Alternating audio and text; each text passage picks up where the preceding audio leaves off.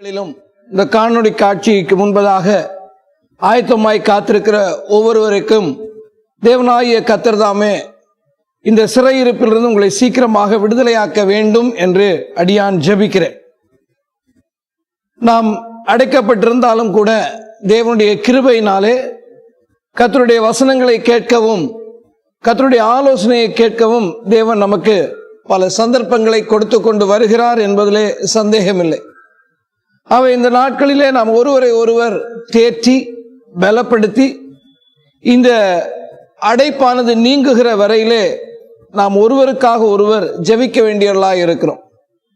நான் உங்களுக்காக ஜெபிக்கிறதை போல நீங்களும் எனக்காக ஜெபித்துக் கொண்டு வருகிறீர்கள் என்று நான் கர்த்தருக்குள்ளே விசுவாசிக்கிறேன். அப்போஸ்தலனாகிய பவுல் திருச்சபைக்கு நிருபங்களை எழுதின வேளையிலே தான் சொல்ல வருகிற அந்த கருத்தினை அந்த திருச்சபையார் புரிந்து கொள்வதற்காக நடைமுறை வாழ்க்கையிலே அந்த திருச்சபையினுடைய மக்களுக்கு அவர்கள் தெரிந்திருக்கிற அறிந்திருக்கிற காரியங்களை ஒப்பீடாக காண்பித்து விளக்கி சொல்லுகிற ஒரு பாணியை அவர் கை கொண்டிருந்தார். நீங்கள் நிருபங்களை வாசிக்கிற பொழுது இது உங்களுக்கு இலகுவாக விளங்கி இருக்கும். ஒரு சரீரத்தை ஒரு சபையை சரீரத்துக்கு ஒப்பிட்டு அவர் காண்பித்ததை நாம் ரோமர் 12ஆம் அதிகாரம் 4 முதல் 5 வரை உள்ள வசனங்களிலே படிக்க முடியும். கிறிஸ்துவையும் சபையையும் மணவாளன் மணவாட்டிக்கு ஒப்பிட்டதை 2 கொரிந்தியர் 11ஆம் அதிகாரத்துடைய 2ஆம் வசனத்திலே நாம் படிக்கிறோம். விசுவாச போராட்டத்தை ஒரு போர் வீரனுக்கும் அவனுடைய போர் ஆயுதங்களுக்கும் ஒப்பிட்டதை நாம் எபேசியர் 6ஆவது அதிகாரம் 10 - 18 வரை உள்ள வசனங்களிலே படிக்கிறோம். ஒரு பால் கொடுக்கிற தாய்க்கு ஊழியக்காரனை ஒப்பிட்டதை 1 தெசலோனிக்கேயர் 2ஆம் அதிகாரத்துடைய 7ஆம் வசனத்திலே நாம் படிக்கிறோம். இப்படி பலவிதமான ஒப்பீடுகளை சொல்லி அதன் மூலமாக ஆவிக்குரிய கருத்துக்களை அவர் தான் சொல்ல வந்த ஜனங்களுக்கு புரிய வைக்கிற காரியங்களை நாம் கவனிக்கிறோம். இந்த ஒப்பீடுகளிலே மிக முக்கியமான ஒரு ஒப்பீடு ஒரு ஓட்ட பந்தயத்திற்கும் அதிலே கலந்து கொள்ளுகிற அந்த ஓட்ட பந்தயனுடைய வீரனுக்கும் ஒப்பிட்டதை நாம் பல இடங்களிலே படிக்க முடியும். உதாரணமாக 1 கொரிந்தியர் 9ஆம் அதிகாரம் 24 முதல் 25 வசனங்களிலே பந்தய சாலையிலே ஓடுகிறவர்கள் எல்லோரும் ஓடுவார்கள், ஆகிலும் ஒருவனே பந்தயத்தை பெறுவான் என்று அறியீர்களா? நீங்கள் பெற்றுக்கொள்ளத்தக்கதாக ஓடுங்கள். பந்தயத்துக்கு போராடுகிற யாவரும் எல்லாவற்றிலும் இச்சையடக்கமாய் இருப்பார்கள். அவர்கள் அழிவுள்ள கிரீடத்தை பெறும்படிக்கு அப்படி செய்கிறார்கள், நாமோ அழிவில்லாத கிரீடத்தை பெறும்படிக்கு அப்படி செய்கிறோம் என்று அவர் எழுதினார். பவுல் தன்னுடைய விசுவாச வாழ்க்கையை குறித்து சொன்ன பொழுது கூட அதையும் ஒரு ஓட்டத்திற்கு ஒப்பிட்டுத்தான் அவர் சொன்னதை நாம் 2 தீமோத்தேயு 4ஆம் அதிகாரத்துடைய 7ஆம் வசனத்திலே படிக்க முடியும். நல்ல போராட்டத்தை போராடினேன், ஓட்டத்தை முடித்தேன், விசுவாசத்தை காத்துக்கொண்டேன். ஆங்கிலத்திலே அதை நாம் படிக்கிற பொழுது I have fought the good fight, I have finished the race, I have kept the faith என்று அவர் எழுதுகிறார். இன்றைக்கு நம்முடைய தியானத்திற்காக நாம் எடுத்துக்கொண்டிருக்கிற அந்த வேத பகுதியாகிய பிலிப்பியர் 3ஆவது அதிகாரம் 11 முதல் 21 வரை உள்ள வசனங்களிலும் சில ஓட்ட பந்தயத்தினுடைய ஒப்பீடுகளை நாம் பார்க்கக்கூடியதாக இருக்கிறது. 12ஆம் வசனத்தினுடைய முடிவிலே அதை நான் பிடித்து கொள்ளும்படி ஆசையாய் தொடர்கிறேன். 13ஆம் வசனத்திலே அதனுடைய முடிவிலும் பின்னானவைகளை மறந்து முன்னானவைகளை நாடி. 14ஆம் வசனத்தினுடைய முடிவிலே பந்தய பொருளுக்காக இலக்கை நோக்கி தொடர்கிறேன். ஒரு சரியான ஓட்ட பந்தயத்திலே கலந்து கொள்ளுகிற எந்த ஒரு ஓட்டப்பந்தய வீரனும் அந்த பந்தயத்தை குறித்த தெளிவில்லாமல் அதிலே கலந்து கொள்ள மாட்டார். தான் கலந்து கொள்ள போகிற இந்த ஓட்ட பந்தயம் எத்தகைய பந்தயம் என்பதை அவன் முதலாவது அறிந்து கொள்ள வேண்டும். அது ஒரு நீண்ட தூர ஓட்டமா அல்லது குறுகிய தூர ஓட்டமா அல்லது தொடர் ஓட்டமா, எப்படிப்பட்ட ஓட்டம் என்பதை அவன் அறிய வேண்டும். லாங் டிஸ்டன்ஸ் ரன்னிங்கா அல்லது ஷார்ட் டிஸ்டன்ஸ் ஸ்பிரிண்டா அல்லது ரிலே ரேஸா, இப்படி இருக்கிறது. அடுத்ததாக ஓடு தளம் எப்படிப்பட்டது, இன்டோர்ல ஓட போறானா அவுட்டோர்ல ஓட போறானா, அடுத்தது எங்கே தொடங்குவது எங்கே முடிப்பது, ஸ்டார்டிங் பாயிண்ட் என்ன, பினிஷிங் லைன் என்ன, கடைசியாக வெற்றி பெற்றால் எனக்கு என்ன கிடைக்க போகிறது என்பதையும் அவனுக்கு தெளிவிருக்க வேண்டும். என்ன பிரைஸுக்காக நான் ஓடிக்கொண்டிருக்கிறேன், அது ஒரு சர்டிபிகேட்டா அல்லது ஒரு மெடலா அல்லது எனக்கு கிடைக்க போகிற பண பரிசா, எதற்காக நான் ஓடுகிறேன் என்பதிலே அவனுக்கு தெளிவு இருக்கும். இந்த தெளிவுகள் இல்லாமல் எந்த ஒரு ஓட்டப்பந்தய வீரனும் பந்தயத்திலே கலந்து கொள்ள மாட்டான். நாம் ஒரு கிறிஸ்தவ ஓட்டத்தில் இருக்கிறோமே, இந்த கிறிஸ்தவ ஓட்டத்தை குறித்த தெளிவுகள் நமக்கு உண்டா? நமக்கு முன்பாக நம்முடைய விசுவாச ஓட்டத்தை வெற்றிகரமாக ஓடி நிறைவு செய்த அப்போஸ்தலனாகிய பவுலுக்கு இருந்த தெளிவுகள் என்ன, அதைத்தான் இந்த வேத பகுதியிலே நாம் பார்க்க போகிறோம். அதனாலே தான் இன்றைக்கு என்னுடைய செய்தியினுடைய தலைப்பு, கிறிஸ்தவ ஓட்டத்தை ஓட நமக்கு உண்டாயிருக்க வேண்டிய தெளிவுகள். The clarities we need in running the Christian race. கிறிஸ்தவ ஓட்டத்தை ஓட நமக்கு உண்டாயிருக்க வேண்டிய தெளிவுகள். முதலாவது என்ன தெளிவு இருக்க வேண்டும் என்றால், 11ஆம் வசனத்தையும் 12ஆம் வசனத்துடைய முதல் பகுதியையும் 13ஆம் வசனத்துடைய முதல் பகுதியையும் நாம் கவனிப்போமானால், அவருக்காக எல்லாவற்றையும் நஷ்டம் என்று விட்டேன், குப்பையுமாக எண்ணுகிறேன். நான் அடைந்தாயிற்று அல்லது முற்றும் தேறினவன் ஆனேன் என்று எண்ணாமல், சகோதரரே, அதை பிடித்துக் கொண்டேன் என்று நான் எண்ணுகிறதில்லை. முதலாவது இந்த இடத்துல அப்போஸ்தலனாகிய பவுல் சொல்லுகிற காரியம் என்ன? The clarity in thinking. சிந்தனையிலே தெளிவுள்ளவராக இருக்கிறார். கிறிஸ்தவ ஓட்டம் என்பது தெளிவில்லாமல் ஓடுகிற ஒரு ஓட்டம் அல்ல. கிறிஸ்தவ ஓட்டத்திற்கு முதலாவது தேவை நம்முடைய சிந்தனைகளிலே தெளிவு. இந்த சிந்தனையிலே தெளிவு இல்லை என்றால் அது நம்மை வீணராக்கிவிடும். ரோமர்ல இந்த எச்சரிப்பை அப்போஸ்தலனாகிய பவுல் சொல்லுகிற பொழுது, ரோமர் 12ஆம் அதிகாரத்துடைய 1ஆம் வசனத்திலே, அவர்கள் தேவனை அறிந்தும் அவரை தேவன் என்று மகிமைப்படுத்தாமலும் ஸ்தோத்தரியாமலும் இருந்து தங்கள் சிந்தனைகளினாலே வீணரானார்கள். உணர்வில்லாத அவருடைய இருதயம் இருளடைந்தது. அப்போஸ்தலனாகிய பவுலுக்கு இருந்த சிந்தனை தெளிவு என்ன? முதலாவது, அப்போஸ்தலனாகிய பவுல் ஒரு கிறிஸ்தவனுடைய மரணத்தை குறித்த, மரணம் என்பது ஒரு முடிவு அல்ல என்ற சிந்தனை தெளிவுள்ளவராக இருந்தார். மரணத்துக்கு பின்பாக உயிர்த்தெழுதல் உண்டு. இந்த உயிர்த்தெழுதலுக்கு தன்னை தகுதியாக்க வேண்டுமானால் இந்த பூமியிலே தனக்கு கொடுக்கப்பட்ட வாழ்க்கை காலத்திலே தான் எதற்கு முக்கியத்துவம் கொடுக்க வேண்டும் என்ற சிந்தனையிலே அப்போஸ்தலனாகிய பவுல் தெளிவுள்ளவராக இருந்தார். அதனாலதான் பிலிப்பியர் 3ஆம் அதிகாரம் 10ஆம் 11ஆம் வசனங்களிலே, நான் இப்படி நான் அவரையும் அவருடைய உயிர்த்தெழுதலின் வல்லமையும் அவருடைய பாடுகளின் ஐக்கியத்தை அறிகிறதற்கும் அவருடைய மரணத்திற்கு ஒப்பான மரணத்துக்கு உள்ளாகி எப்படியாயினும் நான் மரித்தோரிலிருந்து உயிர்த்தெழுப்பதற்கு தகுதியாகும் படிக்கும் என்று எழுதுகிறார். அவருக்காக எல்லாவற்றையும் நான் நஷ்டம் விட்டேன், குப்பையுமாக எண்ணுகிறேன் என்று அந்த பகுதியை அவர் முடிக்கிறார். அப்போஸ்தலனாகிய பவுலுக்கு பெருமை கொள்ளுவதற்கு அல்லது லாபம் என்று எண்ணிக்கொள்வதற்கு அவருக்கு பல காரியங்கள் உண்மையாகவே இருந்தது. பிலிப்பியர் 3ஆம் அதிகாரத்துடைய 5ஆம் வசனத்திலே, நான் 8ஆம் நாளிலே விருத்த சேதனம் அடைந்தவன், இஸ்ரவேல் வம்சத்தான், பென்யமீன் கோத்திரத்தான், எபிரேயிலே பிறந்த எபிரேயன், நியாயப்பிரமாணத்தின்படி பரிசேயன்.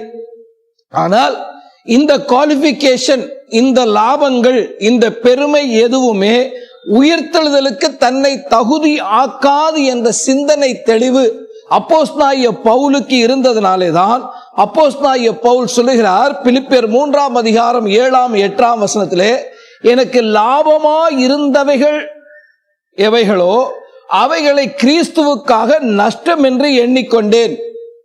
அது மாத்திரமல்ல, என் கர்த்தராகிய கிறிஸ்து இயேசுவை அறிகிற அறிவின் மேன்மைக்காக எல்லாவற்றையும் நஷ்டம் என்று எண்ணிக்கொண்டிருக்கிறேன். அப்போஸ்தலனாகிய பவுலுக்கு இருந்த சிந்தனை தெளிவுகளிலே முதலாவது என்ன? நான் உயிர்த்தெழுதலுக்கு தகுதியாக வேண்டுமானால் இந்த உலகத்தினுடைய காரியங்கள் உலகத்தினுடைய காரியங்கள் ஒருபோதும் என்னை உயிர்த்தெழுந்ததுக்கு தகுதியாக்காது. நான் பரிசேயனா இருக்கலாம், 8ஆம் நாளிலே விருத்த சேதனம் பண்ணப்பட்ட பெருமை உடையவனாக இருக்கலாம், என்னுடைய கோத்திரத்திலே பென்யமீன் கோத்திரம் என்ற பெயர் இருக்கலாம், நான் பரிசேயன் என்று உலகத்தாலே அழைக்கப்படுகிறவனா இருக்கலாம்.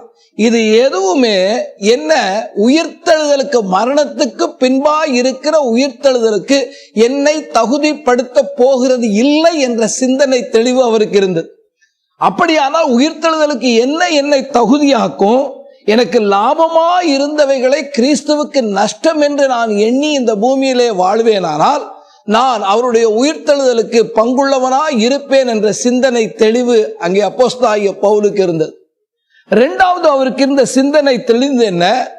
தான் சாதித்து விட்டதாகவோ அல்லது அடைய வேண்டியதை அடைந்து விட்டதாகவோ அவர் எண்ணவே இல்லை. அதாவது ஒரு ஓட்டப்பந்தயத்தை அவர் ஓடிக்கொண்டிருக்கிறார். அந்த பந்தயம் தமஸ்கு வீதியிலே அதிசயமாக ஆண்டவராகிய இயேசு கிறிஸ்துவை தரிசித்தார். அதோடு கூட அவருடைய ஓட்டம் முடியல. ஆண்டவராகிய இயேசுவை நான் முகமுகமா பார்த்துட்டேன், முடிஞ்சது எல்லாம் அப்படின்னு அவர் நினைக்கல. அவர் அதனாலதான் சொல்கிறார், மிஷனரி பயணங்கள் செய்தாரே அதனால முடிஞ்சு போச்சா? அங்கேயும் முடியல. பல பிரசங்கங்களை பண்ணினாரே அதனாலே முடியவில்லை. இன்னும் செய்து முடிக்க வேண்டிய காரியங்கள் ஏராளம் உண்டு. இன்னும் அவருடைய ஓட்டம் முடியவில்லை. இன்னும் என்னென்ன குறுக்கீடுகள் வருமோ என்று தெரியாது. அடைய வேண்டிய இலக்கை தான் இன்னும் அடையவில்லை என்பதிலே அவர் சிந்தனை தெளிவுள்ளவராக இருந்ததினாலே தான் சகோதரரே, அதை நான் பிடித்து கொண்டேன் என்று எண்ணுகிறது இல்லை என்று சொன்னார். இன்னைக்கு கிறிஸ்தவ வட்டாரத்திலே ஞானஸ்நானம் பெற்றுவிட்டோம், சபையிலே அங்கத்தினர் ஆகிவிட்டோம், சில பிரசங்கங்களை கேட்டுவிட்டோம் அல்லது சில பிரசங்கங்களை செஞ்சிட்டோம், உடனடியாக நாம தேறி விட்டோம் என்று நினைத்துக் கொள்ளுகிறோம். இது எவ்வளவு பெரிய ஆபத்தான போக்கு. அப்ப இது எப்படி என்று கேட்டா, நம்ம ஓட்ட பந்தயத்துல ஓடுகிறோம், இன்னும் பந்தயம் முடியவே இல்லை, அதற்குள்ள நாம் ஜெயித்தது போல நினைவு கொள்வது, அதை நாம் பந்தயத்தையே முடித்து விட்டதை போல நம்ம நினைத்துக் கொள்வது போன்றது ஆபத்தான். அதனாலதான் ஆண்டவராகிய இயேசு சொல்லுகிற பொழுது முடிவு பரியந்தம் நிலைத்திருப்பவனே ரட்சிக்கப்படுவான் என்று சொன்னார். அப்போஸ்தலனாகிய பவுலுக்கு இந்த கிறிஸ்தவ ஓட்டத்திலே ஒரு தெளிவு, சிந்தனையிலே அவர் தெளிவுள்ளவராக இந்த கிறிஸ்தவ ஓட்டத்திலே ஓடிக்கொண்டிருக்கிறார். அருமையான தேவனுடைய ஜனமே, இன்னைக்கு நாம் கிறிஸ்தவ ஓட்டத்தில் இருக்கிறோமே, நமக்கு சிந்தனையில முதலாவது தெளிவு இருக்கிறதா? நான் இந்த கிறிஸ்தவ ஓட்டத்திலே இருக்கிறேனே, நான் எதற்காக ஓடிக்கொண்டிருக்கிறேன், எந்த நோக்கத்துக்காக இந்த கிறிஸ்தவ ஓட்டத்தில் ஓடிக்கொண்டிருக்கிறேன்? என்னுடைய அப்பாவும் அம்மாவும் கிறிஸ்தவனா இருந்தாங்க, அதனால நானும் கிறிஸ்தவனா இருக்கிறேன் என்றா இன்னைக்கு நம்ம ஓடிட்டு இருக்கோம்? வீட்டில் ஞானஸ்தானம் எடுக்க சொன்னாங்க, அதனால நான் ஞானஸ்தானம் எடுத்தேன் என்பதற்காகவா ஞானஸ்தானம் எடுத்து நம்ம ஓடிட்டு இருக்கோம்? அருமையான தேவனுடைய ஜனங்களை, இன்றைக்கு நமக்கு தேவை இந்த கிறிஸ்தவ ஓட்டத்திலே முதலாவது நமக்கு இருக்க வேண்டியது நம்முடைய சிந்தனையிலே தெளிவு. இரண்டாவது அப்போஸ்தலனாகிய பவுலுக்கு இருந்தது என்ன? 14ஆம் வசனத்தை பாருங்கள். கிறிஸ்து இயேசுவுக்குள் தேவன் அழைத்த பரம அழைப்பின் பந்தய பொருளுக்காக இலக்கை நோக்கி தொடர்கிறேன் என்று அவர் சொல்கிறார். The clarity in the goal. அவர் எந்த இலக்கை போய் அடைய வேண்டும் என்பதிலே தெளிவுள்ளவராக இருக்கிறார். இலக்கை குறித்த தெளிவு இருக்கிறது. ஒவ்வொரு ஓட்ட பந்தயமும் ஆரம்பமாகிற ஸ்டார்டிங் பாயிண்ட், ஆரம்பமாகிற ஒரு இடம் உண்டு, அதே போல அது முடிகிற இடமும் குறிக்கப்பட்டிருக்கும். எங்கே முடிக்க வேண்டும் என்று தெரியாமல் எந்த ஒரு ஓட்டப்பந்தய வீரனும் அந்த போட்டியில கலந்து கொள்ள மாட்டான். ஒரு பந்தயத்தை ஓடிக்கொண்டிருக்கிற வேளையிலே அவன் எங்கே முடிக்க வேண்டும் என்ற இலக்கை மனதிலே வைத்துக் கொண்டுதான் அவன் ஓடிக்கொண்டிருக்கிறான்.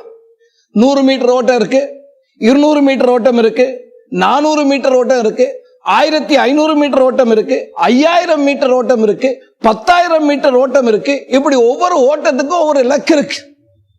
100 மீட்டர் ஓட வந்தவன் இல்ல நான் 1500 மீட்டர் ஓடித்தான் முடிப்பேன்னு சொன்னா அவன் டிஸ்குவாலிஃபைடு.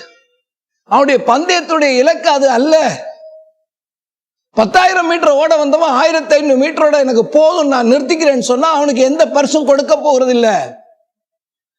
முதலாவது பந்தயத்தில் இருக்கும் பொழுது அந்த இலக்கை அடையாமல் நம்ம பந்தய பொருளை பெற முடியாது. அதனாலதான் அப்போஸ்தலனாகிய பவுல் சொல்கிறார், இந்த பந்தய பொருளுக்காக நான் இலக்கை நோக்கி ஆசையாக தொடர்கிறேன் என்று சொல்லுகிறார். அவர் தொடர்ந்து ஓட்டுகிறார். ஏன் ஓடுகிறார்? அந்த பந்தய பொருளை நான் பெற்றுக்கொள்ள வேண்டும். நீங்கள் அதை கிங்ஸ் ஜேம்ஸ் வெர்ஷன்ல அந்த பகுதியை மாட்டும் படிப்பீர்களானால் அழகான ஒரு வார்த்தை போட்டிருக்கு. I press toward the mark for the prize of the high calling of God in Christ Jesus. கலாத்திய திருச்சபையார் அவருடைய இலக்கை மறந்தார். அவருடைய இலக்கை மறந்த பொழுது அப்போஸ்தலனாகிய பவுல் அவர்களை பார்த்து கேட்டார். கலாத்தியர் 3ஆம் அதிகாரத்தில் 3ஆம் வசனத்திலே, ஆவியிலே ஆரம்பம் பண்ணின நீங்கள் இப்பொழுது மாமிசத்திலே முடிவு பெற போகிறீர்களா? நீங்கள் இத்தனை புத்தியீனரா?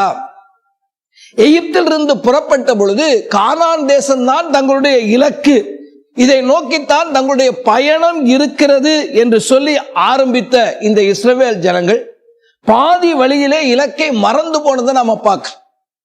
பாதி வழியிலே அவர்கள் கானானை போய் சேராமல் வனாந்திரத்திலே மடிந்து போனார். அவருடைய இலக்கு வனாந்திரம் அல்ல. அந்த வனாந்திரத்திலே மடிந்து போவதற்காக அல்ல, தேவனாகிய கர்த்தர் மோசேயும் ஆரோனையும் அனுப்பி பார்வோனுடைய கொடுங்கோலில் இருந்து அவர்களை விடுதலை ஆக்கினார். அவர்களுக்காக வைக்கப்பட்டிருந்த இலக்கு கானான் தேசம். ஆனா இலக்கை மறந்து போனார்கள். அந்த இலக்கை மறந்தது பொழுது அவர்கள் பல இடங்களிலே நீங்கள் கவனித்துக் கொண்டு வந்தீர்களானா அவர்கள் நாங்கள் எகிப்தில் இருந்தால் நலமாய் இருந்திருக்கும் என்று சொல்லி தம்முடைய இலக்கை இழந்து போனதை நம்ம பார்க்கிறோம்.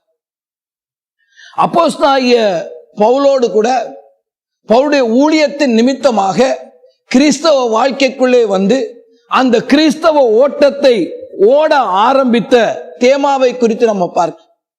அப்போஸ்தலனாகிய பவுல் துக்கத்தோடு அவரை குறித்து எழுதின காரியம் 2 தீமோத்தேயு 4ஆம் அதிகாரத்துடைய 10ஆம் வசனத்திலே இருக்கிறது. ஏனென்றால் தேமா இப்பிரபஞ்சத்தின் மேல் ஆசை வைத்து என்னை விட்டு பிரிந்து தெசலோனிக்கே பட்டணத்துக்கு போய்விட்டான். இந்த ஓட்டத்தை ஆரம்பித்த பொழுது பவுலுக்கு வைத்திருந்த இலக்கை நோக்கி, பரலோக ராஜ்யம் என்கிற இலக்கை நோக்கி, ஆண்டவராய் இயேசுவை முகமுகமாய் தரிசிக்க வேண்டும் என்ற இலக்கை நோக்கி பயணப்பட ஆரம்பித்தவன் பாதி வழியிலே வரும் பொழுது அவனுடைய இலக்கு மாறி போனது. அவன் பிரபஞ்சத்தின் மேலே இலக்கை வைத்தான். இன்னைக்கு கிறிஸ்தவ ஓட்டத்தை ஆரம்பித்த பொழுது பல இலக்குகளோடு ஆரம்பித்தோம். ஆனா பாதி வழியில எத்தனையோ இலக்குகளை இன்னைக்கு நாம கோட்டை விட்டுட்டோமே. உதாரணமா சொன்னா, இன்றைக்கு ஐக்கியமா இருக்க வேண்டும் என்று சொல்லி நம்முடைய சபையில ஐக்கியத்தை குறித்த அந்த காரியத்துல எவ்வளவு பெரிய தவறுகள் இன்னைக்கு இழைச்சிட்டு இருக்கோம். தாழ்மையா இருக்க வேண்டும் என்ற இலக்கை எத்தனை பேர் இன்னைக்கு நம்ம தவற விட்டுட்டோம். மனோரம்யமா என்ன ஆண்டவர் நமக்கு கொடுத்தாரோ அதிலே மனோரம்யமா இருக்க வேண்டும் என்ற அந்த இலக்கு இன்றைக்கு எவ்வளவு பேர் இடத்துல இருக்கிறது. தேவ பக்தியா இருக்க வேண்டும் என்ற இலக்கை தேடி பார்க்க வேண்டிய நிலைக்கு நம்ம கிறிஸ்தவத்துல வந்துட்டோம். பரிசுத்த வாழ்க்கை எந்த நிலையில இருக்கிறது? பரிசுத்தமாய் வாழ வேண்டும் என்பதற்காக கிறிஸ்தவ பயணத்தை ஆரம்பித்த நாம பரிசுத்தத்துக்கும் பாவத்துக்கும் வித்தியாசம் தெரியாமலே வாழ்ந்து கொண்டிருக்கிற ஒரு கொடுமையான காலத்துல இருக்கிறோம். ஆரம்பத்திலே இலக்கை நோக்கித்தான் நம்ம எல்லாரும் ஆரம்பிச்சோம். ஆனா காலப்போக்கிலே இலக்கை நோக்கி நாம் தொடரவே இல்லை. ஆனால் அப்போஸ்தலனாகிய பவுலுக்கு தன்னுடைய இலக்கை குறித்த தெளிவு இருந்தது. He had a clarity in his goals. இன்னைக்கு அருமையான தேவ ஜனமே, இந்த கிறிஸ்தவ வாழ்க்கையில எதை அடைவதற்காக நான் ஓடிக்கொண்டிருக்கிறேன் என்று என்றைக்காவது உட்கார்ந்து நம்ம சிந்தித்து பார்த்திருக்கோமா? ஏதோ ஒரு கிறிஸ்தவ வாழ்க்கையில் ஓடிக்கொண்டிருக்கிற ஓட்டத்தை போல அல்ல கிறிஸ்தவ வாழ்க்கை. இந்த கிறிஸ்தவ வாழ்க்கை என்பது இலக்கை நோக்கி ஓடப்பட வேண்டிய வாழ்க்கை.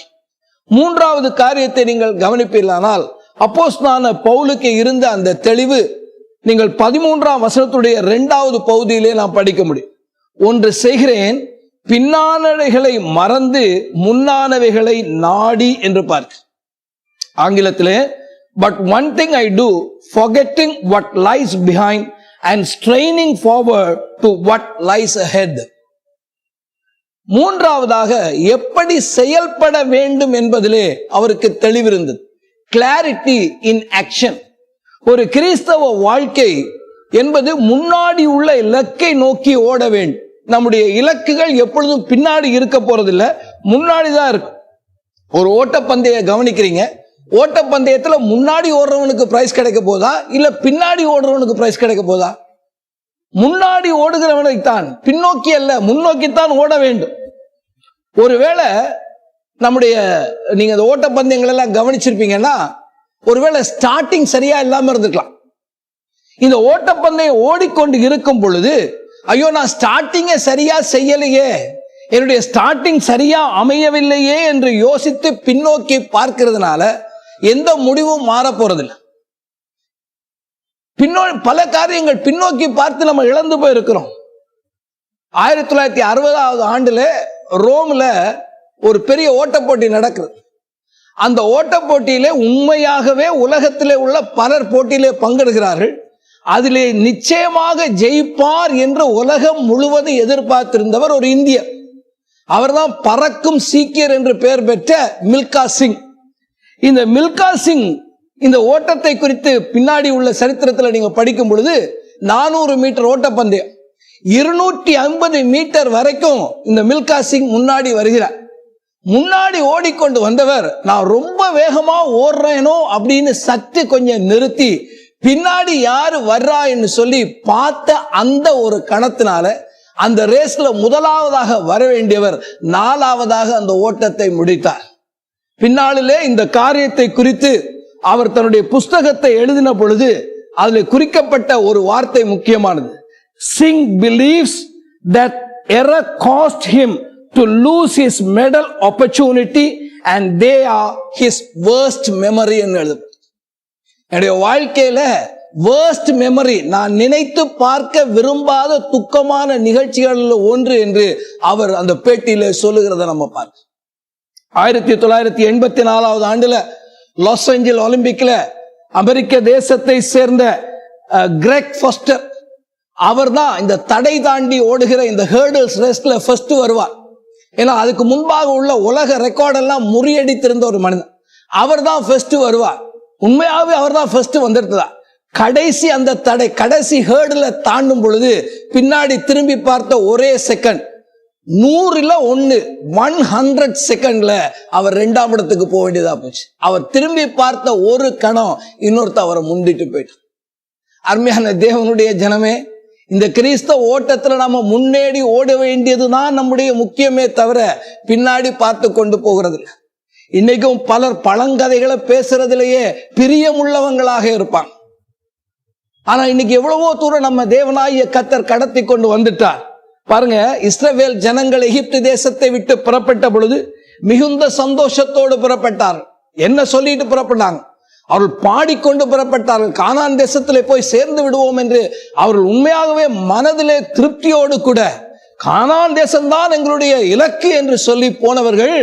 நடந்தது என்ன? நீங்கள் யாத்திரையாகமத்தின் புஸ்தகம் 14ஆம் அதிகாரத்துடைய 12ஆம் வசனத்தை பார்ப்பீர்களானால், நாங்கள் எகிப்திலே இருக்கும் போது என்ன நினைக்க ஆரம்பிச்சோம்.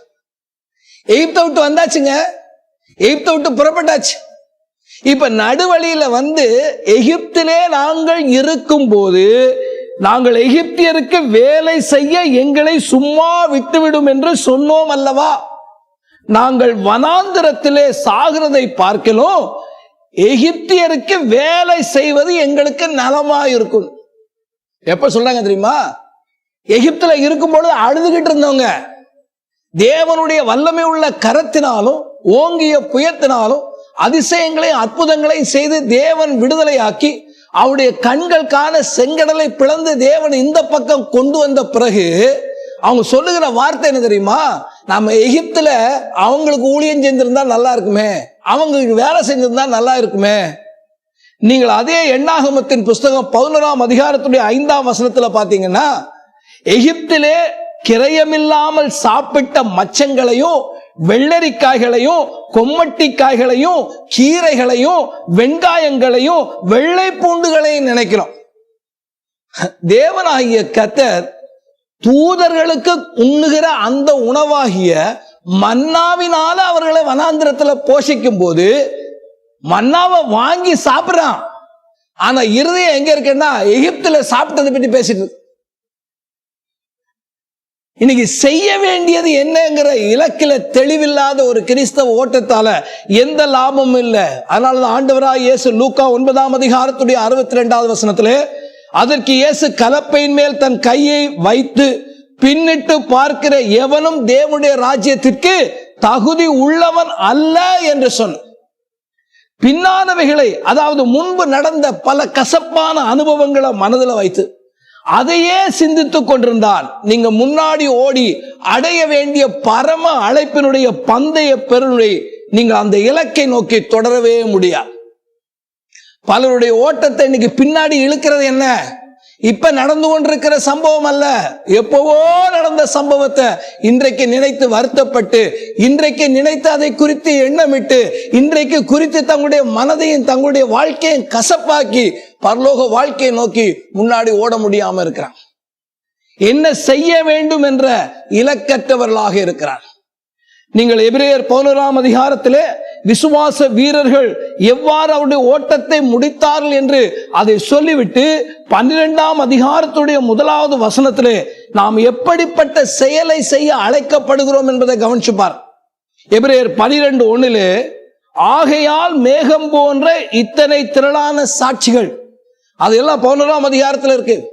அந்த 11ஆம் அதிகாரம் முடிந்து 12ஆம் அதிகாரத்துடைய 1ஆம் வசனம் வரும் பொழுது, ஆகையால் மேகம் போன்ற இத்தனை திரளான சாட்சிகள் நம்மை சூழ்ந்து கொண்டிருக்கிற பாரமான யாவற்றையும் நம்மை சுற்றி நெருக்கிற பாவத்தையும் தள்ளிவிட்டு விசுவாசத்தை துவக்குகிறவரும் முடிக்கிறவருமாகிய இயேசுவை நோக்கி நமக்கு நியமித்திருக்கிற ஓட்டத்திலே பொறுமையோடே ஓட கடவுள். கிறிஸ்தவ ஓட்டத்திலே பின்னானவைகளை நாம் மறக்கணும். அப்போஸ்தலனாகிய பவுலுக்கு பின்னானவைகளை மறக்க வேண்டும், முன்னானவைகளை நாடி அந்த இலக்கை நோக்கி தொடர்வதுதான் தன்னுடைய செயல்பாடாக இருக்க வேண்டும் என்ற கிளாரிட்டி, தெளிவு இருந்தது. இன்னைக்கு நம்முடைய தெளிவு எப்படி இருக்கு? நம்முடைய தெளிவு இன்னைக்கு எப்படி இருக்கு? இன்னும் எப்பவோ நடந்த சம்பவங்களையே வச்சு வச்சு வச்சு வச்சு பேசிட்டு இருக்கோமா? அல்லது முன்னாடி கிறிஸ்தவ வாழ்க்கையை நோக்கி நான் இன்னும் பரிசுத்தம் அடையணும், நான் இன்னும் ஆண்டவரை நெருங்கி சேரணும், இன்னும் என்னுடைய வாழ்க்கையில தேவனை குறித்த அறிவில நான் வளரணும்னு முன்னாடி போயிட்டு இருக்கேன். கடந்து போன காலங்களை திரும்ப கொண்டு வர முடியாது பிரியமானவர்களே. இன்னைக்கு கர்த்தருடைய பிள்ளைகளாகிய நாம ஓட்டத்தை குறித்த தெளிவில்லாத கிறிஸ்தவ வாழ்க்கையை ஓடக்கூடாது. Paul had a clarity in his actions. நான் என்ன செய்யணுங்கிறதுல தெளிவுள்ளவராக இருந்தார். பின்னாடி காரியங்களை குறித்து பேசிட்டு இருக்கிறது, பழைய காலத்தை குறித்து பேசிட்டு இருக்கிறது இல்லை, முன்னாடி செய்ய வேண்டிய வேலை ஏராளம் இருக்கு. அடுத்ததாக அப்போஸ்தலனாகிய பவுலுக்கு இருந்த தெளிவை குறித்து பார்ப்பீர்களானால் பிலிப்பியர் 3ஆம் அதிகாரத்துடைய 15ஆம் 16ஆம் வசனங்களிலே, ஆகையால் நம்மில் தேர்ந்தவர்கள் யாவரும் இந்த சிந்தையாய் இருக்க கடவோம், எந்த காரியத்திலாவது நீங்கள் வேறே சிந்தையாய் இருந்தால் அதையும் தேவன் உங்களுக்கு வெளிப்படுத்துவார். ஆகிலும் நாம் எதுவரையில் தேறி இருக்கிறோமோ அது முதல் ஒழுங்காக நடந்து கொண்டு ஒரே சிந்தையாய் இருப்போமாக. 4வது அப்போஸ்தலனாகிய பவுலுக்கு இருந்த தெளிவு என்ன? சரியான சிந்தை குறித்த தெளிவு. கிளாரிட்டி இன் கரெக்ட் அல்லது ரைட் attitude. கிளாரிட்டி இன் ரைட் attitude. இந்த வசனங்களிலே சிந்தை என்ற சொல் 3 தடவைகள் பயன்படுத்தப்பட்டிருக்கதை கவனிங்க. எந்த ஒரு ஓட்ட பந்தயத்திற்கும் அதற்கான ஒழுங்குகள் உண்டு. 100 மீட்டர், 200 மீட்டர், 400 மீட்டர், இந்த பந்தயங்களை நீங்க பங்கெடுக்கணும்னா, இன்னைக்கு போய் அதுல பங்கெடுக்கணும்னா அந்த ஸ்டார்டிங் பிளாக்னு ஒன்று இருக்கும். அந்த ஸ்டார்டிங் பிளாக்ல உங்க காலை வச்சு நீங்க ஸ்டார்டிங் ஆரம்பிச்சா தான் அந்த பந்தயத்துல உங்களை சேர்த்துக்கொள்ள போறாங்க. சில ஓட்ட பந்தயங்கள்ல ட்ராக்ல ஓடணும், இல்லாட்டி நீங்க டிஸ்குவாலிஃபை. ஆனா சில பந்தயங்கள் அப்படி இல்லை, நீண்ட தூர பந்தயங்கள் அப்படி இல்லை. ஒவ்வொரு பந்தயத்துக்கும் ஒவ்வொரு ஒழுங்கு இருக்கு. அந்த ஒழுங்கின்படி ஓடித்தான் நம்ம ஜெயிக்க முடியும். முன்னே பல பந்தயங்கள்ல கலந்து கொண்டு நான் பல பதக்கங்களை பெற்றிருக்கிறேன், நான் வெற்றி பெற்றிருக்கிறேன், நான் சாதனையாளராக இருக்கிறேன், அதனால நான் இந்த ஒழுங்கு எதையுமே கடைபிடிக்க வேண்டிய அவசியம் இல்லை என்று யாரும் சொல்ல முடியாது. அதனாலதான் அப்போஸ்தலனாகிய பவுல் கிறிஸ்தவ வாழ்க்கையினுடைய ஓட்டத்தை குறித்து பேசுகிற பொழுது let us walk by the same rule என்று ஆங்கிலத்தில் எழுதப்பட்டிருக்கு. இதுவரை நடந்ததை போல ஒழுங்காய் நடந்து கொண்டு. இன்னைக்கு கிறிஸ்தவ வாழ்க்கையில நம்ம அதிகமா பார்க்கிறது என்ன? ஒழுங்கற்று நடக்கிறவங்க பெருகிட்டு போறாங்க. இன்னைக்கு மற்றவர்களால கிண்டல் பண்ணப்படுறோம். ஏன் தெரியுமா? ஒழுங்கற்று நடக்கிறவர்கள் பெருகினதுனால். ஒரு 10 வருஷம், ஒரு 5 வருஷம், குறைஞ்ச ஒரு 5 வருஷத்துக்கு முன்னாடியும் நம்ம கையில இருக்கிற செல்போன்ல யாராவது கிறிஸ்தவ ஊழியர்ல குறித்து எந்த மீம்ஸும் எந்த தரை குறைவான கமெண்ட்ஸும் போட்டது கிடையாது. இன்னைக்கு ஒரு காமெடி ஆக்டரை போட்டு அதுக்கு பக்கத்துல கிறிஸ்தவ ஊழியக்காவுடைய அவனுடைய பிரசங்கத்தை போட்டு கம்பேர் பண்றதை பார்க்கிறோம். காரணம் என்ன? ஒழுங்கற்று நாம நடந்ததுனால இன்னைக்கு இந்த மாதிரியான நிலைமைகளுக்குள்ள ஆளாயிட்டோம். கிறிஸ்தவ ஓட்டத்துல அன்னைக்கு இருந்த ஒழுங்குல இன்னைக்கு நாம இருக்கோமா? அப்போஸ்தலனாகிய பவுல் தெளிவாய் சொல்கிறார், ஆகிலும் நாம் எது வரையிலே தேறி இருக்கிறோமோ. கிறிஸ்தவ வாழ்க்கையை எவ்வளவோ தேர்தலுக்குள்ள கொண்டு வந்தார்கள். இந்த பட்டியலெல்லாம் போய் படிக்கும் போது எத்தனை மிஷனரிகள் இந்த இடத்துல வந்து இந்த ஒழுங்குகளை எல்லாம் கட்டியமைச்சிட்டு இருக்காங்க. ஆனா இன்னைக்கு நவீன யுகம் எல்லாத்தையும் குலைச்சிட்டு எங்க இஷ்டப்படிதான் நாங்க நடப்போம். அது பரலோக ராஜ்யத்துக்குரிய ஓட்டத்தில் அப்படி ஓடவே முடியாது. சிந்தனைகளில தெளிவு இருக்கணும், ஒழுங்கு இருக்கணும். இங்க ஒழுங்கை குறித்து பேசுகிறார். சிந்தையிலே தெளிவு. attitude. What is your attitude towards Christian race? நான் நினைச்ச மாதிரி ஓடுவேன். ஆளாளுக்கு ஒரு ஓட்டம் அல்லங்க. இந்த இடத்துல நீங்க பாருங்க, அவர் அப்போஸ்தலனாகிய பவுல் சொல்லுகிறார் இந்த ரைட் attitude குறித்து 1 கொரிந்தியர் 9:27 மற்றவர்களுக்கு பிரசங்கிக்கிற நான் தானே ஆகாதவனாய் போகாதபடிக்கு என் சரீரத்தை ஒடுக்கி கீழ்ப்படுத்த. ஒரு சரியான ஸ்போர்ட்ஸ்மேனை பாருங்க, இவன் பல போட்டிகளில் கலந்து கொண்டு வெற்றியை விட்டிருப்பான். ஆனா அவன் எப்பொழுதுமே அவன் இன்னொரு நல்ல ஸ்போர்ட்ஸ்மேனை பார்க்கும் பொழுது, இன்னொரு நல்ல ரன்னரை பார்க்கும் பொழுது, இன்னொரு நல்ல ஸ்பிரிண்டரை பார்க்கும் பொழுது எனக்கு போட்டியா வந்தன்னு ஒரு நாள் நினைக்க மாட்டேன். அவனை ஊக்குவிப்பான், அவனை நல்லா பயிற்சி எடுன்னு வைப்பான், அவனுக்கு சில டிப்ஸ் கொடுப்பான். இப்படிலாம் செய்ப்பா, இப்படிலாம் செய்தா நீ முன்னேற முடியும் உற்சாகம். ஏன்னா அவன் தேறிட்டான். அவன் தேர்ந்தவன் இன்னொருத்தனை தேற்றான். இந்த ஆலோசனையை அந்த இளமா இப்ப போட்டியில பங்கு பெற வர்றவன் கேட்டான்னா அது அவனுக்கு லாபம்.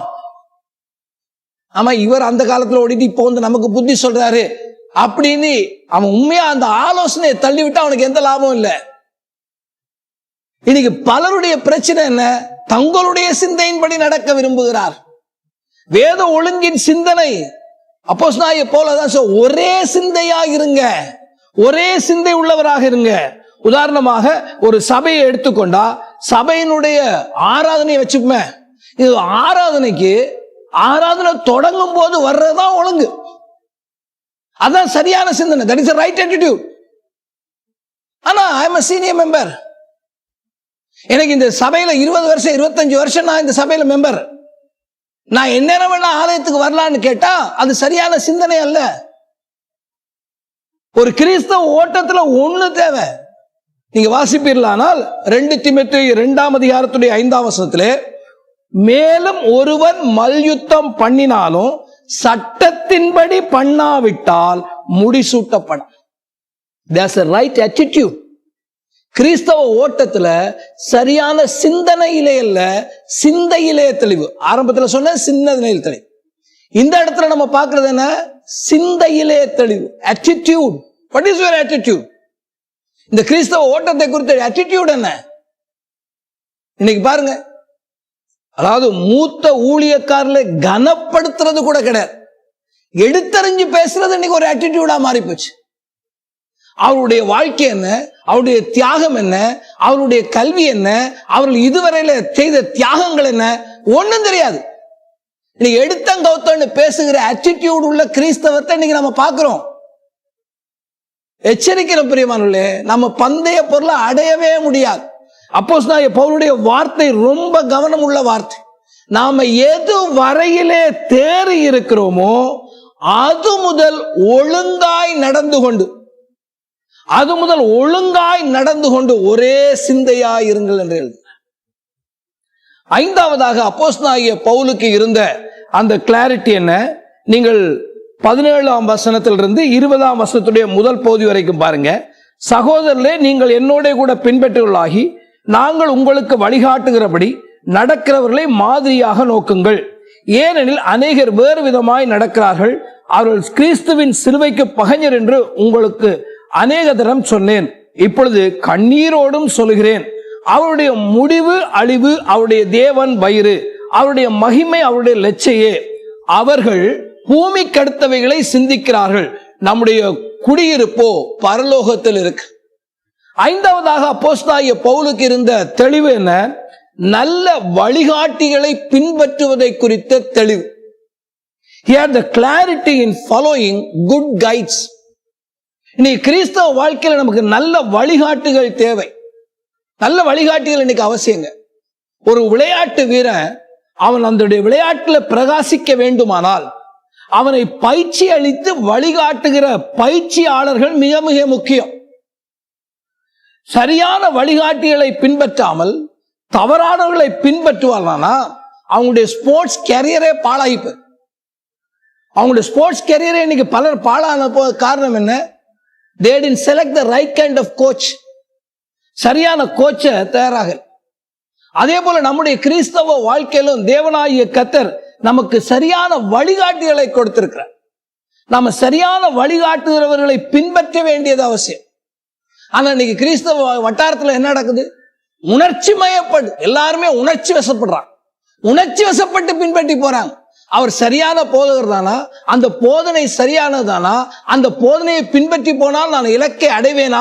இந்த சிந்தனைகளுக்கு இடமே இல்லாம ஒரு குறுகிய நேரத்தில் கிடைக்கக்கூடிய அந்த ஒரு உணர்வுக்காக தங்களை அடிமைப்படுத்தி கொண்டு தவறான வழிகாட்டுகளுக்குள்ளே போகிறார். அப்போஸ்தலனாகிய பவுல் இந்த வசனங்களை கவனிப்பீங்கன்னா நல்ல வழிகாட்டிகளை தெரிந்து கொள்வதற்கான ஆலோசனைகளை முன்வைக்கிறார். முதலாவது என்ன? உங்களை நடத்துகிறவர்கள் உண்மையாக யாரை பின்பற்றுகிறார்கள் என்று பாருங்கள். பவுல் சொல்கிறார், என்னோடே கூட பின்பற்றுகிறவர்களாக. அப்போஸ்தலனாகிய பவுல் யாரை பின்பற்றுகிறார்? 1 கொரிந்தியர் 11 அதிகாரம் 1 வசனத்திலே, நான் கிறிஸ்துவை பின்பற்றுகிறது போல நீங்களும் என்னை பின்பற்றுகிறவர்களாகி. இது வேற அலங்கார வார்த்தை இல்லைங்க. இது அலங்காரமான வார்த்தையே அல்ல. பவுல் எப்படி பின்பற்றினார்? நீங்கள் பிலிப்பியர் 3 அதிகாரத்துடைய 7 வசனத்திலே, எனக்கு லாபமாய் இருந்தவைகள் எவைகளோ அவைகளை கிறிஸ்துவுக்காக நஷ்டம் என்று எண்ணி அவர் பின்பற்றினார். அவர் அதுக்காக அந்த விலையை கொடுத்து அவர் பின்பற்றினார். அப்போஸ்தலனாகிய பவுல் ஏன் ஒரு சரியான வழிகாட்டி? அவர் அப்படிப்பட்ட ஒரு ஏமாற்றுக்காரராக இல்லாதபடிக்கு கிறிஸ்துவுக்காக சகலத்தை நஷ்டம் என்று விட்ட ஒரு மனிதன். அதனாலதான் அவர் சொல்லுகிறார், என்னை பின்பற்றுகிறவர்களாகி. கிறிஸ்துவை நான் பின்பற்றுகிறேன், கிறிஸ்துவை நான் பின்பற்றுகிறேன், நான் உங்களுக்கு சரியான வழிகாட்டி என்று அவர் சொல்லுகிறார். இரண்டாவது நீங்க பாத்தீங்கன்னா ஒரு சரியான வழிகாட்டியை தெரிந்து கொள்ளும் பொழுது நாம கேட்க வேண்டிய இரண்டாவது கேள்வி, சிலுவையை குறித்து அவருடைய நிலைப்பாடு என்ன? முதலாவது அவர்கள் யாரை பின்பற்றுகிறார் என்ற கேள்வி. இரண்டாவது கேள்வி, சிலுவையை குறித்து நமக்கு வழிகாட்டுகிறவருடைய நிலைப்பாடு என்ன? சிலுவை பாடுகளுக்கும் நிந்தைகளுக்கும் அவமானங்களுக்கும் அடையாளம். நயவஞ்சகமான உபதேசங்களினாலே மக்கள் இன்றைக்கு மதி மயங்கி செழிப்பு உபதேசியார்களுக்கு பின்பாகவும் கள்ள தீர்க்கதரிசிகளுக்கு பின்பாகவும் ஓடிக்கொண்டிருக்கிற காலத்துல நம்ம வாழ்ந்துட்டு இருக்கோம். நம்ம வாழ்ந்து கொண்டிருக்கிற காலம் மிக மிக கொடுமையான ஒரு காலங்கிறத மறந்துடாதீங்க. ஏன்னா இன்னைக்கு பரலோகத்துக்கு சீசன் டிக்கெட் வாங்கி வச்சிருக்க ஆள்லாம் நம்ம நாட்டில் இருக்காங்க. டிவியில வந்து அதான் சொல்றாங்க, நான் போய் அங்க பார்த்தேன், ஏசு அப்படி பண்ணிட்டு இருந்தார், இப்படி பண்ணிட்டு இருக்காங்க. இவங்களை வழிகாட்டியா கொண்டா நம்முடைய கிறிஸ்தவ ஓட்டம் என்ன ஆக போகுது? அப்போஸ்தலனாகிய பவுல் பாடுகள் மத்தியிலே வாழ்ந்தார். நம்ம பார்க்க அவருடைய நீங்க பாத்தீங்கன்னா இவர்கள் யாருன்னு அப்போஸ்தலனாகிய பவுல் அடையாளம் காட்டுகிறார். சிலுவைக்கு பகைஞர். சிலுவை என்பது பாடுகளுக்கு நிந்தைகளுக்கு அவமானங்களுக்கு அடையாளம். இன்னைக்கு அதெல்லாம் இல்லாத ஒரு கிறிஸ்தவ வாழ்க்கையை நம்ம கற்பிப்போமானா நாம சிலுவைக்கு பகைஞர்களாக இருக்கும். அப்படிப்பட்ட வழிகாட்டிகளை இன்னைக்கு பின்பற்றுற கூட்டத்தார் இருக்கிறார். மூன்றாவது ஒரு காரியத்தை நீங்க அப்போஸ்தலனாகிய பவுலுடைய போதனையை நீங்க கவனிச்சு பாருங்க. நீங்கள் அப்போஸ்தலர் நடவடிக்கைகள் 14 அதிகாரம் 21 22 வரை உள்ள வசனங்களிலே, அந்த பட்டணத்திலே அவர்கள் சுவிசேஷத்தை பிரசங்கித்து அநேகரை சீசராக்கின பின்பு லிஸ்தீராவுக்கும் இக்கோனியாவுக்கும் அந்தியோகியாவுக்கும் திரும்பி வந்து சீஷருடைய மனதை திடப்படுத்தி விசுவாசத்திலே நிலைத்திருக்கும்படி அவர்களுக்கு புத்தி சொல்லி, நாம் அநேக உபத்திரவங்களின் வழியாய் தேவனுடைய ராஜ்யத்திலே பிரவேசிக்க வேண்டும் என்று சொன்னார். சூப்பர் கிரேஸ் உபதேசம் இல்லைங்க. நீ என்ன பாவம் செய்தாலும் ஆண்டவராக இயேசு சிலுவையில் உனக்காக மன்னிச்சிட்டாரு. நீ என்ன பாவம் செய்தாலும் ஆண்டவர் மன்னிச்சாரு. நீ பாவம் செஞ்சுட்டே இரு, ஆண்டவர் மன்னிச்சுட்டே இருப்பாரு. இப்படிப்பட்ட தவறான உபதேசங்கள் உள்ள காலத்துல நாம இருக்கிறோம். அதுக்கு பேர் சூப்பர் கிரேஸ், அதி உயர் கிருபை. இன்னைக்கு இந்த சபையால நம்ம இன்னைக்கு ஏன் எச்சரிக்கிறோம்? இதெல்லாம் ஏன் இந்த காரியங்களை சொல்லி எச்சரிக்கிறோம்?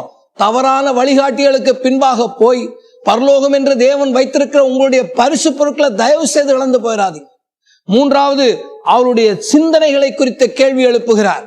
மூன்றாவது என்ன? அவருடைய சிந்தனைகள் பூமிக்குரியதா இருக்கிறதா, பரலோகத்துக்குரியதா இருக்கிறதா என்ற கேள்வியை கேளுங்க. உங்களை வழிகாட்டுகிறார்களே, அவருடைய சிந்தனைகள் பூமிக்குரிய சிந்தனைகளா அல்லது பரலோகத்துக்குரியதா இருக்கிறதா? போலியான வழிகாட்டிகள் எப்படி இருக்கிறாங்க? பூமிக்கு அடுத்தவர்களை சிந்திக்கிறார்கள், உலகத்தால் வருகிற மகிமையை தேடுகிறார், இந்த உலகத்தினுடைய ஐஸ்வர்யங்களை ஆசீர்வாதமாக நினைக்கிறார். இவர்கள் யார்? லூக்கா 12ஆம் அதிகாரத்தில் ஆண்டவராகிய இயேசு சொன்ன அந்த ஐஸ்வர்யவான் தன்னுடைய களஞ்சியங்களை எல்லாம் அவன் விரித்து கட்டினானே, அவனை போன்றவர்கள். நீங்கள் லூக்கா 12ஆம் அதிகாரம் 19 வசனத்துல இருந்து 21 வரைக்கும் பாத்தீங்கன்னா, லூக்கா 12:19-21, ஆத்துமாவே, உனக்காக அநேக வருஷங்களுக்கு அநேக பொருட்கள் சேர்த்து வைக்கப்பட்டிருக்கிறது, நீ இளைப்பாறை புசித்து குடித்து பூரிப்பாய் இரு என்று என் ஆத்துமாவோடே சொல்லுவேன் என்று தனக்குள்ளே சிந்தித்து சொல்லிக் கொண்டான். தேவனும் அவனை நோக்கி, மதிகடனே, உன் ஆத்துமா உன்னிடத்திலிருந்து ராத்திரிலே எடுத்துக்கொள்ளப்படும், அப்பொழுது நீ சேகரித்தவைகள் யாருடையது ஆகும் என்றார். தேவனிடத்தில் ஐஸ்வர்யானாய் இராமல் தனக்காகவே பொக்கிஷங்களை சேர்த்து வைக்கிறவன் இப்படியே இருக்கிறான். ஆனா உண்மையான வழிகாட்டிகள் யார்? உண்மையான வழிகாட்டி இந்த உலகத்துல தங்களுக்காக பொக்கிஷங்களை சேர்த்து வைக்கிறவர்கள் அல்ல. அப்போஸ்தலனாகிய பவுலுடைய பிரசங்கம் எப்படி இருந்தது? நீங்கள் அப்போஸ்தலர் நடபடிகள் 20ஆம் அதிகாரத்துடைய 25ஆம் வசனத்திலே, இதோ நான் உங்களுக்குள்ளே சஞ்சரித்து தேவனுடைய ராஜ்யத்தை குறித்து பிரசங்கம் பண்ணதை கேட்ட நீங்கள் எல்லோரும் இனி என்னுடைய முகத்தை பார்க்க மாட்டீர்கள் என்று அறிந்திருக்கிறேன். நல்லா கவனிச்சுப்பா. நான் உங்களோட தான்ப்பா இருப்பேன், நான் உங்களோட கூட இருந்து நடத்திட்டு இருப்பேன். இல்ல, நீங்க இனிமேல் என்னுடைய முகத்தை நீங்க பார்க்க மாட்டீங்க. ஆவியானவர் பட்டணங்கள் தோறும் எனக்கு கட்டுகள் வைக்கப்பட்டிருக்கு என்று சொல்லி இருந்தாலும், தேவனுடைய ராஜ்யத்தின் மகிமைக்காக அந்த பாடை சகிக்க நான் ஆயத்தமா இருக்கிறேன் என்று சொன்ன வழிகாட்டிகள் எங்கே? இன்னைக்கு உங்களுக்கு பாடே இல்லை, நீங்க பாடிக்கிட்டே பரலோகம் போயிடலாம் என்று சொல்லுகிற கூட்டத்தாருங்க. ஒரு கிறிஸ்தவ வாழ்க்கையினுடைய ஓட்டத்துல who is your guide? Who is your guide? உங்களை வழி நடத்துகிறவர்கள் யார்? கொலோசேயர் 2ஆம் அதிகாரம் 8ஆம் வசனத்திலே, லௌகிக ஞானத்தினாலும் மாயமான தந்திரத்தினாலும் ஒருவனும் உங்களை கொள்ளை கொண்டு போகாதபடிக்கு எச்சரிக்கையாயிருங்கள். அது மனுஷர்களின் பாரம்பரிய நியாயத்தையும் உலக வழிபாடுகளையும் பற்றினதே அல்லாமல் கிறிஸ்துவை பற்றினது அல்ல.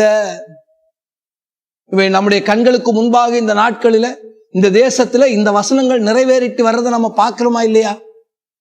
போலியான வழிகாட்டிகள் இன்னைக்கு எவ்வளவு பேர் உருவாயிட்டாங்க. அருமையான தேவ ஜனமே, இவர்களை பின்பற்றி நாம் போவோமானா முடிவென்ன? பந்தய பொருளை இழந்து போறோம். கிறிஸ்தவ ஓட்டத்துல இருக்கிறோம், ஏதோ ஓடுறோம் என்று அல்ல. ஒரு பந்தயத்துல நமக்கு ஒரு பொருள் வைக்கப்பட்டிருக்கு, முடிவிலே ஒரு பரிசை தேவன் வைத்திருக்கிறார்.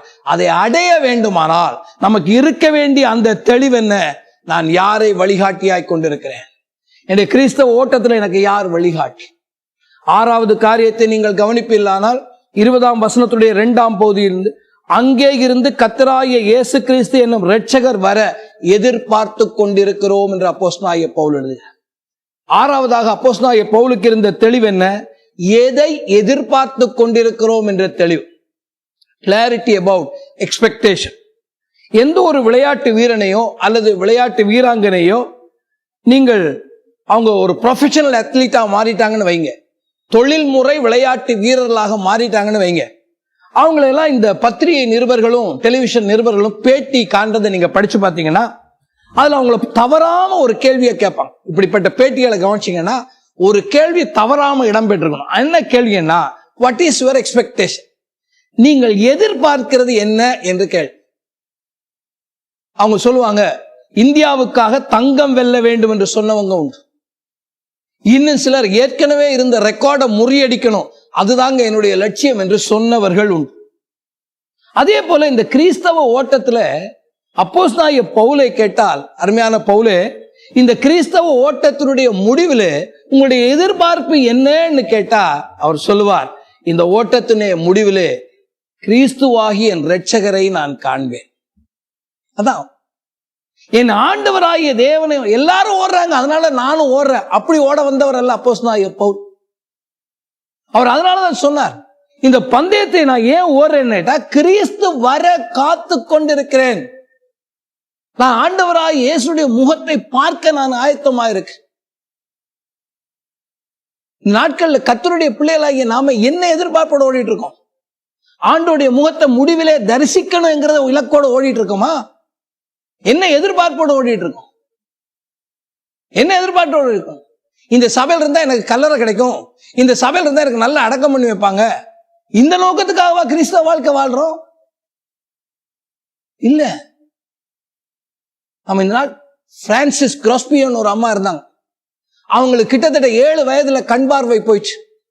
அவங்க கிறிஸ்தவ பாடல்கள் மட்டும் 9000 பாடல், 9000 சாங்ஸ் எழுதினாங்க. இன்னைக்கு ஆங்கில திருச்சபைகளில் அவருடைய பாடல்கள் பல பாடப்படுது.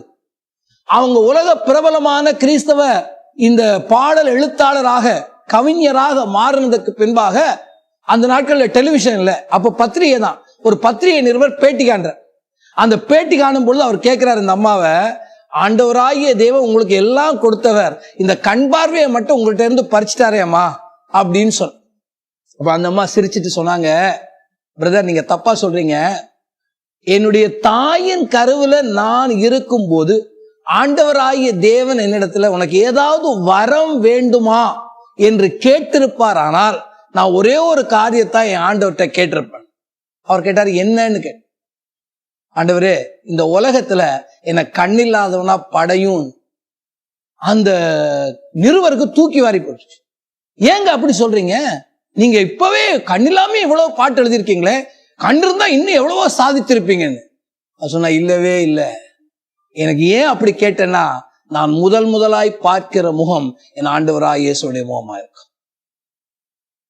நான் முதலாய் தரிசிக்கிற முகம் என் ஆண்டவருடைய முகமா இருக்கும். காரணம், இந்த உலகத்துல நான் தரிசிக்கிறதெல்லாம் முகமூடிகள் என்று சொல்ல. யோசிப்பார். கண்ணில்லாத அந்த அம்மா அவருடைய வாஞ்சை என்னவா இருந்துச்சு? இன்னைக்கு கிறிஸ்தவ ஓட்டத்துல எதற்காக ஓடிட்டு இருக்கோம்? அதனாலதான் அப்போஸ்தலனாகிய பவுல் சொல்றார், எல்லாரும் ஓடுறதற்காக ஓட்டம் அல்ல. நீங்கள் 1 கொரிந்தியர் 9:24-26 வரை உள்ள வசனங்களிலே, பந்தயசாலையில் ஓடுகிற எல்லாரும் ஓடுவாங்க, ஆனால் ஒருவனே பந்தயத்தை பெறுவான் என்று அறியீர்களா? நீங்கள் பெற்றுக்கொள்ளத்தக்கதாக ஓடுங்க. ஏன்னா அழிவில்லாத கிரீடத்தை நீங்க பெறும்படி ஓடுறீங்க. அந்த நோக்கத்திலே உங்களுடைய எதிர்பார்ப்போடு கூட ஓடும்படியாக அப்போஸ்தலனாகிய பவுல் சொன்னார். அப்ப அப்போஸ்தலனாகிய பவுலுக்கு இருந்த அந்த 6வது தெளிவு என்ன? அவருக்கு இருந்த அந்த எக்ஸ்பெக்டேஷன் என்ன? எனக்கு என்ன கிடைக்குங்கிறதுல எக்ஸ்பெக்டேஷன்ல தெளிவாக இருக்கு. கடைசியாக நீங்கள் கவனிப்பீர்களானால் 21ஆம் வசனத்திலே, அவர் எல்லாவற்றையும் தமக்கு கீழ்ப்படுத்திக் கொள்ளத்தக்க தம்முடைய வல்லமையான செயலின்படியே நம்முடைய அற்பமான சரீரத்தை தம்முடைய மகிமையான சரீரத்துக்கு ஒப்பாக மறுரூபப்படுத்துவார். அப்போஸ்தலனாகிய பவுலுக்கு இருந்த 7வது தெளிவு என்னன்னு கேட்டா, clarity about the glorious future. தன்னுடைய மகிமையான எதிர்காலத்தை குறித்த தெளிவு அவருக்கு இருந்தது. இந்த விளையாட்டுக்காக தங்களை அர்ப்பணித்து விளையாடின நல்ல விளையாட்டு வீரர்களுடைய வாழ்க்கையை நீங்க எடுத்து பார்த்தா, அவங்க அந்த போட்டிகளில் கலந்து கொள்ளுகிற காலம் ஒரு குறிக்கப்பட்ட காலம் தான். அந்த காலம் முடிந்த பின்பு அவர்கள் மறக்கப்பட்டு போகிறது இல்லை. உங்களுக்கு ஞாபகம் இருக்காது இல்லை, நினைக்கிறேன் ஒரு 2-3 வாரத்துக்கு முன்பதாக நம்முடைய ஐயா அவங்க அந்த பைபிள் ஸ்டடி எடுத்துட்டு இருக்கும்போது 1936 ஆண்டுல பெர்லின்ல நடந்த ஒலிம்பிக் போட்டியில 4 தங்கப்பதக்கம் வென்ற அமெரிக்க கருப்பின வீரனாகிய அந்த ஜேசி ஓவனை குறிச்சு பேசுறார். எப்பங்க நடந்தது? 1936 ஜெர்மன்ல நடந்த அந்த காரியத்தை நாம 2020 ஆண்டு சென்னையில உட்கார்ந்து நினைவு கூறுறோம். அப்ப அவருடைய ஓட்ட போட்டின்னா அவர் வாங்கினாக்காக அவர் இறந்து போயிட்டாரு, இப்ப அவருடைய காரியம் முடிஞ்சு போச்சா? இல்லைங்க. ஒரு சாதாரண ஓட்டப்பட்டியில ஓடி ஜெயிச்ச ஒரு மனுஷனை நாம இன்னைக்கு நினைவு கூறுறோமே, அவருடைய புகழ் இன்னைக்கு மங்கி போகலையே. 1924 ஆண்டுல பாரிஸ்ல ஒரு ஒலிம்பிக் போட்டி நடக்கு. அதுல 400 மீட்டர்ல தங்கம் வென்றவர் யாருன்னு கேட்டா, எரிக் ஹென்றி லிடில். ஒரு கிறிஸ்தவனாக இருந்ததுனால அவர் கப்பல்ல, இங்கிலாந்துல இருந்து பாரிஸுக்கு கப்பல்ல போறாங்க. இந்த கப்பல்ல போய்கொண்டு இருக்கும் பொழுதுதான் அங்க செய்தி வருது, இவர் கலந்து கொள்ள போற அந்த ஓட்ட பந்தயம் ஞாயிற்றுக்கிழமை அன்னைக்கு நடக்கு. அவர் அன்னைக்கு இருந்த அந்த ஒலிம்பிக் கமிட்டிட்ட போய், அந்த இங்கிலாந்து கமிட்டிட்ட போய் சொன்னாரு, ஞாயிற்றுக்கிழமை இந்த பந்தயம் வருகிறதுனால ஞாயிற்றுக்கிழமை கிறிஸ்தவனுக்கான ஓய்வு நாள், நான் இந்த பந்தயத்துல கலந்து கொள்ள மாட்டேன். நிச்சயமா அவர் தான் பந்தயத்துல கலந்து கொண்டு தங்க பதக்கத்தை வெல்ல போறார். உலகம் முழுவதும் அதை எதிர்பார்த்துட்டு இருக்கு. ஆனா போற வழியில தான் கேள்விப்படுறாரு சண்டே அன்னைக்கு வருதுன்னு. தெளிவா சொன்னாரு, நான் பண்ணவே மாட்டேன் என்று சொன்ன. அவங்களை எவ்வளவோ கன்வின்ஸ் பண்ண. அதுக்கு பின்பாக மாற்று ஏற்பாடாக அவருக்கு சம்பந்தம் இல்லாத இன்னொரு போட்டியில் அவரை ஓட வைத்தாங்க. அதிலே அவர் தங்கம் வென்றார். அந்த தங்கம் வென்று நீங்க 1980 இது நடந்தது எப்படின்னா 1924 நடக்குது. 1924 1981 ஆண்டுல இந்த கதையை மையமா வச்சு சாரியட்ஸ் ஆஃப் ஃபயர் என்ற ஒரு படம் எடுத்தாங்க, ஆங்கில திரைப்படம். இது 4 ஆஸ்கார் அவார்டை வின் பண்ணிச்சு. உங்களுக்கு முடிஞ்ச இந்த நாட்கள் எடுத்து பாருங்க, சாரியட்ஸ் ஆஃப் ஃபயர், எரிக் லிட்டிலுடைய படம். ஆனா அவருடைய முடிவு என்ன தெரியுமா? அவர் கடைசியாக தன்னுடைய ஓட்டப்பந்தயம் எல்லாம் முடித்து சீன தேசத்துக்கு மிஷனரியாக போய் சீன தேசத்திலே மிஷனரியாக மரித்தார். ஒரு கிறிஸ்தவ ஒரு ஓட்டம் எப்பவோ நடந்த சம்பவம். பிரியமான தேவனுடைய ஜனமே, கிறிஸ்தவ ஓட்டத்துல இருக்கிறோமே, நமக்கு என்ன எதிர்காலம் இருக்கிறது என்று நீங்க இன்னைக்கு கலங்கிட்டு இருக்கீங்களா? பவுலுக்கு இருந்த தெளிவை நீங்க பாருங்க. என்னுடைய அற்பமான இந்த சரீரம் இயேசு கிறிஸ்துவின் மகிமையான சரீரத்திற்கு ஒப்பாக மறுரூபப்படுத்தப்படும் என்ற தெளிவோடு கூட அவருடைய ஓட்டத்தை அவர் ஓடுகிறார். இன்னைக்கு எதிர்காலத்தை குறித்த ஒரு தெளிவு. நம்ம யாரை நம்பி இந்த ஓட்டத்தில் ஓடிட்டு இருக்கோம்? தம்முடைய வல்லமையான செயலின்படியே எல்லாவற்றையும் தமக்கு கீழ்ப்படுத்தி கொள்ள வல்லவராகிய இயேசுவை நம்பி நாம் இந்த ஓட்டத்தில். இதைத்தான் அப்போஸ்தலனாகிய பவுல், நீங்கள் 1 கொரிந்தியர் 15:51 படிப்பீர்களானால், இதோ ஒரு ரகசியத்தை உங்களுக்கு அறிவிக்கிறேன், நாம் எல்லோரும் நித்திரை அடைவதில்லை, ஆகிலும் கடைசி எக்காலம் தொனிக்கும் போது நாம் ஒரு நிமிஷத்திலே ஒரு இமைப்பொழுதிலே நாம் எல்லோரும் மறுரூபமாக்கப்படும். அதுதான் அவருக்கு எதிர்காலத்தை குறித்த, மகிமையான எதிர்காலத்தை குறித்த நம்பிக்கையோட. அருமையான தேவ ஜனமே, நம்ம கிறிஸ்தவ ஓட்டத்துல இருக்கிறோம். இந்த தெளிவுகள் நமக்கு இருக்கா? அப்போஸ்தலனாகிய பவுலுக்கு இருந்த 7 தெளிவுகளை பார்த்தோம். சிந்தனையிலே தெளிவு இருந்தது, இலக்கை குறித்த தெளிவு இருந்தது, செயல்படுதலை குறித்த தெளிவு இருந்தது, சரியான சிந்தையை குறித்த தெளிவு இருந்தது, நல்ல வழிகாட்டுகளை பின்பற்றுவதை குறித்த தெளிவு இருந்தது. அதே போல மகிமையான எதை எதிர்பார்த்திருக்கிறோம் என்பதை குறித்த தெளிவு இருந்தது, மகிமையான எதிர்காலம் குறித்த தெளிவு இருந்தது. ஏதோ நானும் ஓடிட்டு இருக்கேன் சார், உலகத்தான் சொல்லுவோம் பாருங்க, வெந்ததை தின்னுட்டு வேலை வந்தா போய் சேர்றதுக்கு இருக்கிறேன். அப்படி போவதல்ல கிறிஸ்தவ வாழ்க்கை. கிறிஸ்தவ வாழ்க்கை என்ன? எபிரேயர்ல எழுதப்பட்டதை போல திரளான சாட்சி இருக்கு, ஏராள சாட்சிகள் இருக்கு.